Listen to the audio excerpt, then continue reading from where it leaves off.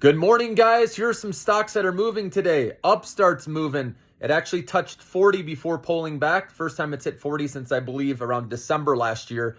Hims and Hers is also up today. It's bouncing nicely after being sold off pretty hard.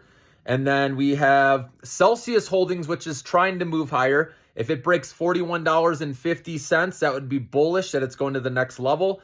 And remember, this is a Russell 2000 stock. So if IWM's moving up, Celsius Holdings will move up with it. And IWM is moving up today. It broke out. So I do expect both of these to continue to go higher.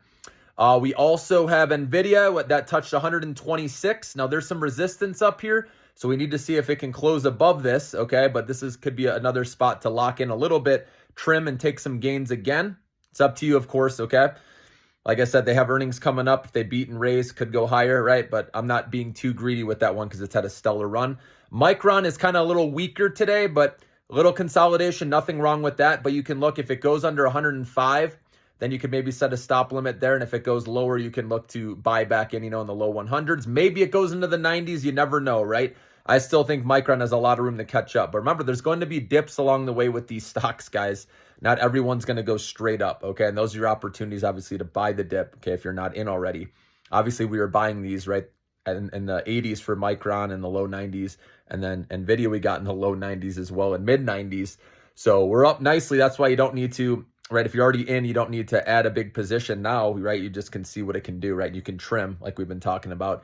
Let's see what else. We have AMD is doing another acquisition, so they're getting a lift today. So semiconductors are doing okay because of that news. Broadcom's up a little bit. Palantir is on this typical trend where it rips higher, then it pulls back. Right now it's in the low 32s. We'll see if it can get up to the next level. Remember, all-time highs with the stock were 35, and even though I know this stock has moved a lot too. Nothing wrong with trimming some of this as well if you've been holding this right since the 20s. Okay, but I think it can get up to 35. We'll see. But like I said, a lot of that move has already been made, but I think it can fill the gap to 35, at least to all-time highs with how good, the earnings report was in their guidance. Okay, and what else we got on the list here?